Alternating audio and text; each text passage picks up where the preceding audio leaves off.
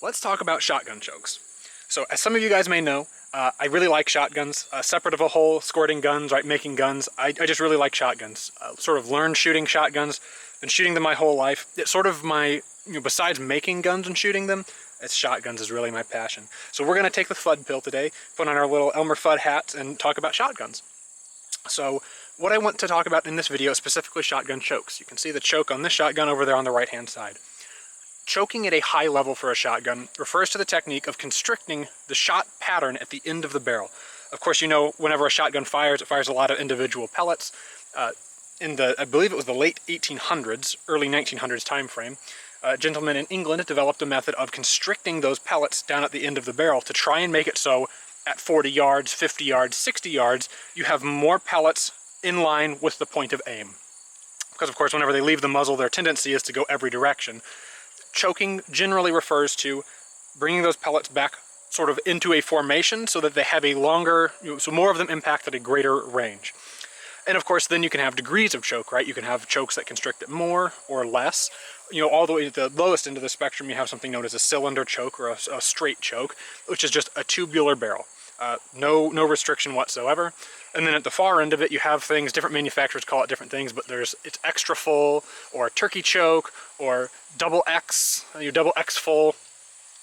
There's lots of different names that get thrown around for sort of your fullest choke, but generally it's the amount of constriction you can get in birdshot, because typically it's not safe to do, definitely not smart to do slugs, typically not safe to do buckshot through extremely constrictive chokes. But with birdshot, right, the most constrictive you can get sort of is in that range of how tight you can get it safely. And that will get you, tighter patterns, your pellets more grouped together at distances like 60 yards, which is somewhat important for turkeys, for example. So what we have here is a Browning Auto 5, and it has what's known as a polychoke on it. These were wildly popular back in the day, and these days destroy the resale value of a gun, which is kind of funny. I think they're neat, but what these were is sort of one of the first attempts at an adjustable choke system. These days, interchangeable choke tubes sort of run the game where your barrel is threaded either on the outside or the inside, and you have sleeves that sort of adjust, the sleeves themselves have that constriction, and you put the sleeves into the barrel. But the way that this works is actually pretty clever. You can screw it all the way off here, and you can see it's got a collet. Those of you machinists out there will immediately understand how this works. But for those of you who don't understand, there's a series of segmented fingers here. And normally those fingers more or less just point straight. This cap, which sort of threads on there, has a conical shape in there. And when that conical shape comes down on these fingers, it pushes the fingers together so you get a tighter choke pattern as a result. That's essentially how the adjustability works here. It's very simple. These devices fell out of favor because they do change the balance of the gun significantly. It makes the gun a lot more front heavy, as well as it sort of, to some people they look ugly. I think they look really cool. But once we thread this sucker back on here, there's the extra full position, and it clicks all the way down to slug, which is what this choke system calls no constriction. So the fingers are not compressed here, and there's sort of the max safe extent of compression there at extra full. So what I figured we'd do today is take this polychoked Auto 5 and shoot it at some shotgun patterning targets, just to sort of give you guys a rough visual representation of what difference does that actually make, the choke out there on the end of the gun. And this will be representative of before polychokes, before these adjustable choke systems, what they had come up with is you would just have multiple barrels. With autoloaders, you'd have a skeet barrel, modified barrel, and a full choke barrel. If you bought your gun smart, right? If you spent a lot of money on your gun, you'd have 3 barrels that you carried around with your gun. So you could have a open choke, a middle of the road choke, and a full choke. Having 5 points of adjustability does help. It's sort of gamified, really. You don't need that per se. But prior to these sorts of systems, you just had multiple barrels, which would get heavy and your case would be gigantic, and it's not really optimal. That's part of the reason that double guns, over-unders or side-by-sides, are so popular in a lot of sporting games, is because you can have 2 chokes at the same time, right? So for a closer target and a farther target, you've got a full and a skeet choke. So there you go. That was reversed. For a longer target, you have a full. For a closer target, you have a skeet choke. More spread for something closer. But that's sort of the idea there, is before adjustable choke systems, you just had multiple barrels. After that, this sort of system came along. Somewhere there along the way, jug choking became a thing where you could take a straight bored shotgun and insert a tool into the bore that would sort of make an expansion. So about here on the barrel, you sort of expand it outwards, and then you'd constrict the end of the barrel back down, and that would give you the effect of having a choke, because chokes don't work on how tight the actual bore is, it works on degree of the extent of convergence. So if you had a shotgun bore that was 12 gauge chamber, but then full choke bore the whole way down, it would pattern like a cylinder bore shotgun, because there's no constriction at the end of the barrel. Even though it's a full choke bore the whole way down, there is no constriction at the end, shoving the shot cloud back together, and as a result, it will pattern, not like a full choke, but more like an open, a cylinder choke. Whereas you can have a cylinder bore barrel, of course, the whole way down, that then opens up, then comes back down to a cylinder bore, and that will group tighter than a cylinder bore, because the shot pattern will expand into that slightly bigger area and then get converged back down to what was a cylinder bore, but is still converging it more than if it was just a straight bore the whole way down. So shotgun chokes are kind of wacky in a way, but we'll at least look at sort of our 5 most common choke sizes and see how they pattern here. For our ammo of choice, we'll be using 12 gauge. This is just some light 7.5 target stuff. Nothing fancy or innovative going on there, really. Very standard stuff. The size of shot you use will affect how it performs through a choke. Different size shots will perform differently through different chokes. There's as many days as there are in a week, there are options and aftermarket chokes and all these sorts of things to try and optimize for individual shot sizes, what's going to work best. All that to say, there's a lot of intersection between science, like chokes definitely do work, and then like BS, where it's like, oh, this will totally make your shot patterns this much tighter, as well as the overlap there also gets intersected by, there's so much that goes on with shotgun ammo that sometimes the science and BS switch places, where it is scientific here, but it's not scientific there. For example, steel shot with some choke systems groups tighter than lead shot, but then other times it's reversed, and it depends on the type of choke and many other factors. All that to say, what we're dealing with here is sort of the most typical situation where we've got our regular adjustable choke systems at the end of a barrel that is otherwise straight and true, no jug choking going on, no fancy stuff going on there, and it's a regular lead shot normalness going on. But what I think we'll start with is our choke set to slug, and we'll go ahead and typically what I do when I pattern shotguns, again, everybody patterns shotguns differently. 40 yards is generally pretty standard. There's a standard target that you shoot at to pattern a shotgun, and I typically do 2 shots, so that way, if one of the shells sort of like has a blown area in the pattern, that you won't be thinking that's where the gun patterns. Because then there's a second part, there's a second advantage to doing this with your shotguns, right? It's known as patterning them, essentially shooting them at a big piece of paper to see where the pellets go out and hit. The second advantage is, with most shotguns, you don't actually have regular sights, right? With this, you just have a bead and a rib. You typically put that bead at a fixed point on top of the rib based on how the shotgun fits you. And that means that, because you don't really have a rear sight, you just have a flat plane with a bead on top of it. You're trying to make that flat plane and the bead look the same every time, but your shot cloud could be hitting above the bead, and typically that is what you want, especially with guns that have ribs on them. The rib is there to facilitate getting a consistent sight picture so that your shot pattern is generally like 80% of the shot is above where you are aiming and 20% is below where you are aiming. So there's a lot of gamification and terminology to go on in shotguns. Hopefully that gives you guys a good primer, a good background if you didn't have that already, and we'll get to the exciting stuff. We'll start shooting here. Alright, so we got our Auto 5 here. Let's see if I can point with my finger. Right there is the target. We'll go walk up at the target after we've shot it to give you guys just a better idea of what it is. Essentially what it is an oversized picture of a clay bird that you shoot straight at from 40 yards, again, just to get the idea of where your shotgun hits. And our contestant is again our polychoked Auto 5. Our choke is set to slug, which is the most open choke. There's one shell. And this is an old Auto 5, so you have to hold the button in whenever you feed it. But we'll go ahead. I think that's safety set to fire. Now there's safety set to fire, pretty sure. It's always confusing because I'm left-handed and the gun's meant for right-handed people, but we'll go ahead.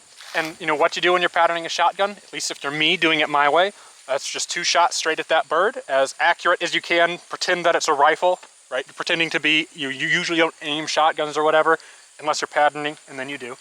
So we'll go ahead and do that here. All right, there we go. Gun's empty. And now we'll go look at the target. All right, so we're up here at the target. Got a little bit of a wind today, but you can see we've got a pretty wide dispersion of pellets. I have to hold the camera in closer so you guys can see those holes, because of course 7.5 shot is pretty darn small. But you can see, you know, if this were a clay bird, clay birds aren't quite that big in diameter, they're more like that. But you know, if that were a clay bird, we would have hit it. However, if that clay bird were hanging out here, right? If we had shot, if the clay bird had been here and we were shooting at it, you know, there's plenty of gaps between pellets all around here that a clay bird could fit into. And for that reason is why more constrictive chokes exist, right? Because this is sort of the most open choke. And if you look up here, right, we've got shot that's heading all over the place here, and there's not a ton of it that's actually concentrated in the middle. So what we'll do is we'll hang up another target, we'll shoot at it with the next most constrictive choke, and what you're supposed to do to sort of score these targets is count the individual hits in the circle. I won't stand here and make you guys sit through that, but I will count them, and I'll put that in a table or something I point to at the end of the video. But this is sort of what you can expect out of a skeet choke with a sort of a setup. All right, we are back here, got a new target set up. We'll bump ourselves over to improved cylinder, which is the sort of first step up from a very open choke. Two things that I forgot to mention thus far is whenever we were looking at the shot pattern before, remember that's 2 shots. So that's twice as dense, of course, as 1 shot would have been. And there were quite a few gaps that you could fit a clay bird inside, where you could have perfect lead at 40 yards with a skeet choke.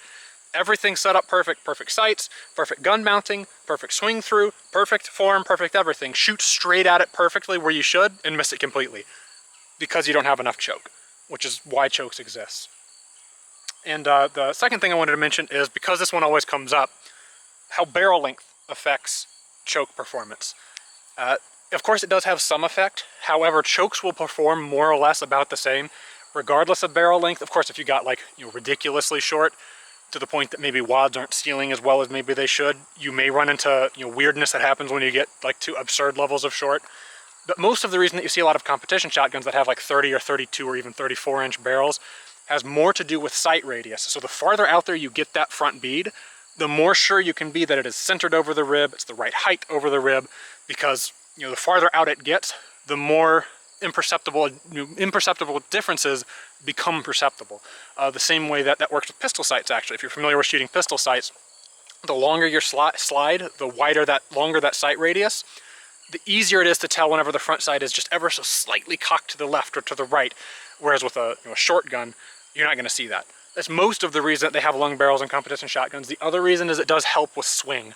When it comes to leading a target as it flies across and you want to keep up with it and catch up to it and then lead it, it helps to have a little bit extra mass in the gun for some people, right? It depends on your technique and what you're used to, because some people shoot super light guns and they do great with them and they don't have any problem swinging through. But having a heavier gun with more momentum to help you swing through makes it so that if you flinch or you want to like slow down at the moment you pull the trigger, the gun keeps itself moving. And there is an advantage to that, even though it sounds silly, right? It's for the same psychological reasons that flinching happens in pistol shooting, it sort of happens in shotgun shooting, where you get ahead of the target and most people want to pull the trigger and stop the gun and then continue moving the gun after it's fired for one reason or another. And having a heavier gun sort of, it band-aids your tendency to do that. The other part of a reason long heavy barrels are preferred. Anyway, this is not a particularly long Auto 5, but even if it were a longer barrel with screw-in chokes, the performance that you're getting from the choke is going to be more or less the same. And the last caveat I want to add now is blown patterns. You'll hear about what's known as a blown pattern a lot when talking about chokes. Essentially what that refers to is a choke or gun and ammo combination, right? A particular setup of whatever you're shooting that will consistently result in, like right in the middle of the pattern, or high and left or high and right or something. There'll just always be a void. Like pellets will never hit in this area for one reason or another. There's a lot of factors that can lead to this. Wad construction and the actual shot size and how it interacts with the choke. Again, many different factors that can affect how this ends up shaking out. But typically it also has something to do with gases, because obviously the gas is trying to escape from the gun. from my understanding of the people I've talked to have been shooting shotguns much longer than I, this was a much bigger problem back with felt and paper wads that didn't seal or compress nearly as well as plastic wads these days do. Where plastic wads, you don't really see blown patterns happen all that often, but I've talked to, sort of the old heads who have been doing this forever, and they, they will swear that every time you put 7.5s in this gun with the full choke, every time that you'd shoot it, always right in the middle of the pattern, just a 4-inch void, every time, consistently. So, okay, I do believe that is possible. That combination of factors could happen on a particular gun, certainly could. But these days, I mean, I've seen what looks like blown patterns, but it's not consistent enough that you can say like it's happening every time. But anyway, that's sort of the discussion there on blown patterns, because I know someone may bring it up. But if you hear about blown patterns, that's sort of what it is. Anytime you see choke systems advertised, like up until the 80s and even past the 80s, really, they're always talking about the fact that, oh, our choke system prevents blown patterns. And perhaps it's because blown patterns were never like a big issue, right? Everyone can say, oh, ours doesn't do it, because it sort of becomes this, right? It becomes this excuse, right? It's like, well, why did I miss? My choke blew the pattern. That's why I miss every time, is my choke's just blown the pattern. I'll grab that shell, and then we can go ahead and do our improved cylinder. Enough yakking, more shooting. Wait for the wind to stop blowing the target as much. There we go. Gun is empty. Go look at the target. All right, we're up here at the target. My first impression is that it does look a little bit tighter. However, there are still voids, not quite a void there, but there are still some voids where a bird would be able to hide. Again, I'll count up the pellets, count the hits, see how this does, but also remember, this is 2 shots. However, if we're looking right at the bird itself, as far as my memory serves, there's way more hits like at the thing you're actually aiming than with the skeet choke, but that's about how this works. And in case anybody asks, the reason you shoot at 40 yards is because right here at my feet is where the wads land. That 40 yards is right about the point that a wad from most typical 12-gauge birdshot loads will drop all the way out of the sky, and you won't have to worry about wads hitting your target and leaving a nasty hole in them. But that's about what we've got. Here's our improved cylinder. We'll hang up the next one and get going. Okie dokie. Click our choke over to mod. Modified is a very popular choke, right? It's right in the middle of the road. You can shoot skeet and trap both with the modified choke. It's entirely possible. It's just not ideal for either one of those disciplines. Because of that, because you can use mod for pretty much anything, that jack of all trades sort of thing, it is a very, very popular choke to find on sporting shotguns. As well as, typically speaking, general recommendation is that modified is the tightest choke that it's recommended that you shoot non-rifled slugs out of. So if you're using a smoothbore shotgun, you shoot a rifled slug, which is confusing because saboed slugs go in a rifled shotgun, and rifled slugs go in a smoothbore shotgun. Okay, that's just, that's the way those terms ended up playing out. But generally speaking, when you're doing those rifled slugs in a smoothbore shotgun that has a choke, you don't want to put slugs through chokes that are tighter than modified usually. Sometimes you have rifled chokes that are deliberately intended to be used with those slugs. So of course there's many caveats, many exceptions. But as a rule of thumb, if it's got a choke tighter than modified, maybe you'll want to check or find a way to remotely test it before you start hammering slugs through it. Anyway, we'll go ahead, test our mod choke here.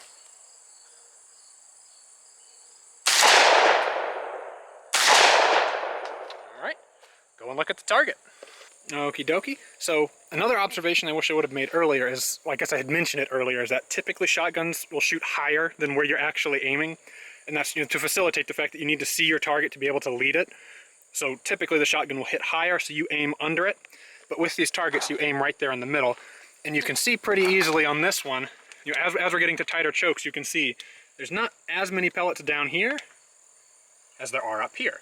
So just looking at this pattern without counting it, I'd say this shotgun's probably shooting what's known as 70-30, where if you draw a line through the middle of the target, 70% up here, 30% down here. Maybe more 60-40, we'll end up finding out. But sort of the more interesting thing is, with our modified choke, there's not many gaps anymore, right? Those gaps are really, really closed up, where maybe down here you could maybe find a couple, but the gaps are drastically closed up. Very, very interesting thing to see. We'll end up counting all of the holes and let you guys know what that is, but you should be able to now visibly see a lot tighter patterns. And we've still got 2 tighter chokes yet to come. Okie dokie, and now time for my personal favorite choke, Improved Modified. I don't know why, I guess it's just because I have to be different, but I typically, you know, when I shot trap in high school, I shot Improved Modified, probably just to be different, because I had a 5 choke set for the Beretta that I shot in high school. But just for whatever reason, anytime that I'm on the fence about buying a shotgun, if I find out it's got an improved mod choke, I have to have it.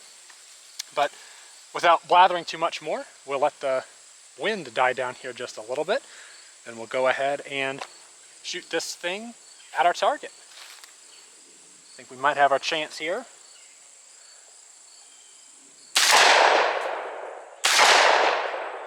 There we go. Gun's clear. We'll go check it out.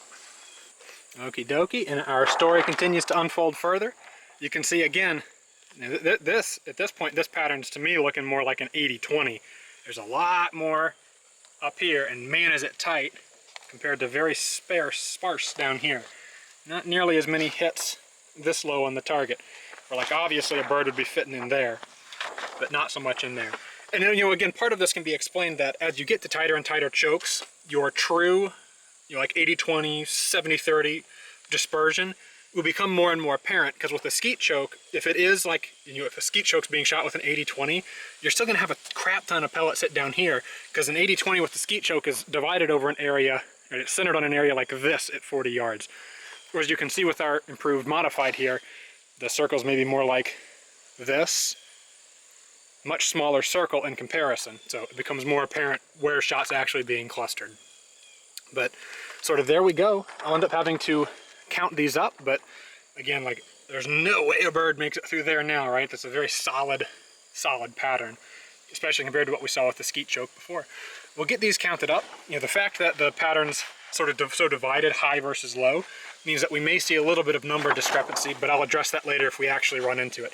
Typically, the way it works out is that even though your 80-20 or your shot high-low dispersion becomes more evident, you've still got more hits, even though it looks like, but nothing hit down here. It's because it's all right here. Anyway, we'll get our next target up. We've still got full choke and extra full choke to go.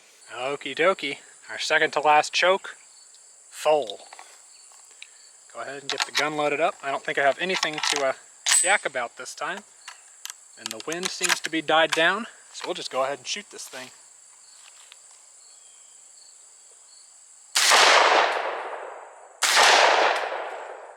There we go. Gun's closed up. Let's go check. All right. To me, this looks an awful lot, and it may even be, at least it just appears to me, there are some more down around here at the midline. So this is probably going to be more than the Improved Modified, but it does look pretty darn similar. As you get to the higher and higher chokes, at least this is the story I've heard, right? And I've seen this bore out a little bit in shotgun patterning, that with the smaller size bird shots like 7.5s or 7s or 8s, sort of with the smaller end of bird shot, that the tighter and tighter chokes don't make as big a difference for them as they do with like number 4s or number 5s, sort of your heavier bird shots. But anyway, this is about what we've got from our full choke. Give you guys a look around. And I will have to count all these fantastic little holes. All right, and we'll get our last target hung up. Okie dokie, and we have now our final choke, the extra full. And as mentioned, at least I've seen this a few times before anyway, and the old folks swear by it, is that extra full won't make a big difference numerically in terms of how many pellets hit the inside of the ring when using such small bird shot as we're using. Like, this is typically small bird shot, but it's much smaller than like number 4s, for example.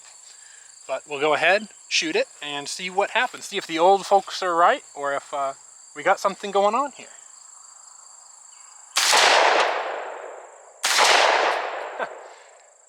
We had a wad. I'll make it all the way to the target on that one pretty solidly. Maybe the extra full extends the range of the wad. You gotta hit him with the wad to make it more, it's not a real thing. We'll go look at the target. We'll of course still have to count it. Based on the way my calibrated eyes look, that might be a little bit more dense than the full choke. There's what we're looking at for our extra full. I mean, you can see, again, this is 2 shots, but you can see, you know, this bird would have been destroyed, because usually it's, with 7.5s lights, it's usually 2 pellets can break a bird, 3 will usually break it pretty good, 4 will break it into a bunch of pieces, like 12 or 13 or however many that is. Well, you know, it's when it's turned to powder, more or less, right? It's very few visible pieces left. It's mostly powder.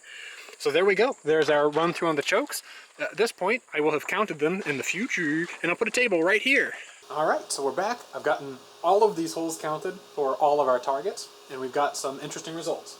So here, ripped off one of the corner of the pages. Of course, you guys can find these sorts of tables online, but essentially it just cross-references the size of shot by the gauge that you're dealing with, by the charge weight. Of course, this one does it without dealing with gauge, but it's essentially the weight of the shot, the weight of the shell that you were shooting, in terms of like, you know, what the payload of the shell is. In our case, it's 1 ounce, and it's 7.5 BBs, and that's actually the size of the shot itself. So if we look here, we're having in each shell, we're having about 350 BBs go out the muzzle.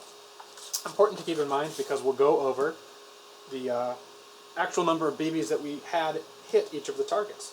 So on top here we have the extra full target, and the way I counted this, you know, everybody has their own way to count it, but I just sort of like draw lines around some of the hits and then count the number of hits inside of that cell and then put, you know, numbers on it, so that way you make sure you don't double count or triple count.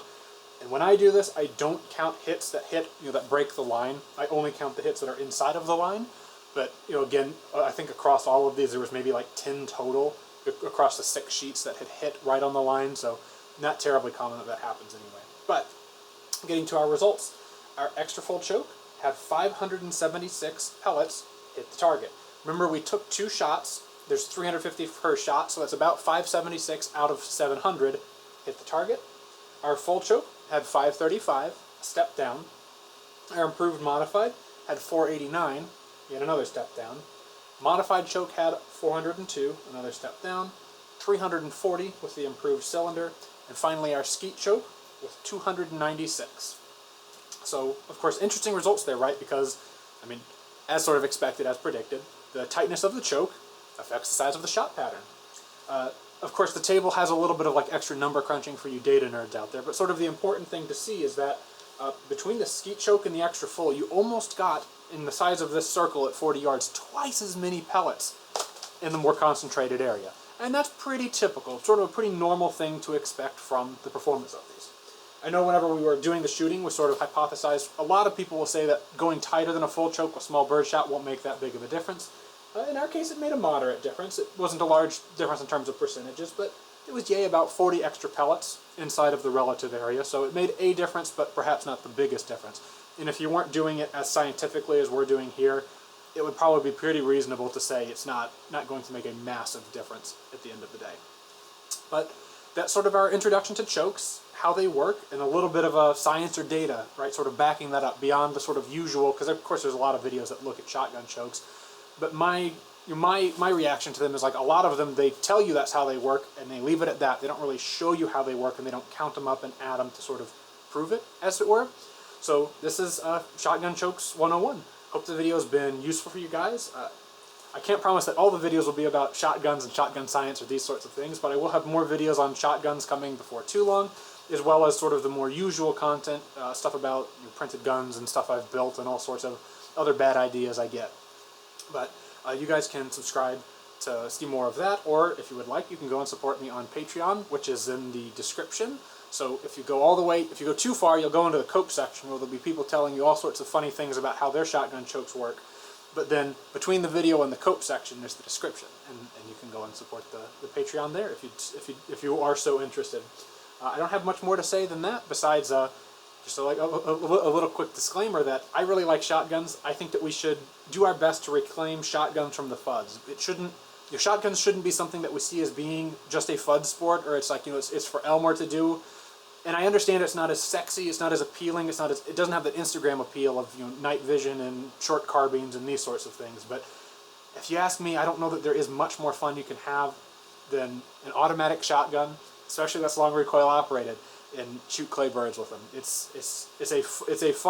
a high that I have never got from shooting rifles or pistols otherwise, including machine gun stuff, right? There's something so pure about the fun that I get out of this. Maybe that's just me, maybe I'm crazy, but I suggest that you guys, if you haven't ever tried it, You can find sporting clays courses around you. You can find trap and skeet fields around you, just Googling. A lot of the time they'll lend you or rent you a gun. You just go there, you buy the shells, you rent the gun, you see if it's for you. It's really hard to pick up. Don't get discouraged if you do bad initially. It's sort of something you have to stick with to get good at, but even without getting really good at it, I think you can have a lot of fun just for the, shooting something that moves it's just such a different dynamic. It's a different skill set, different amount of intuition and thinking. I just love it. I'll stop yammering about it now and send you guys on your way, but this has been a look at shotgun chokes. Hope y'all have a good one.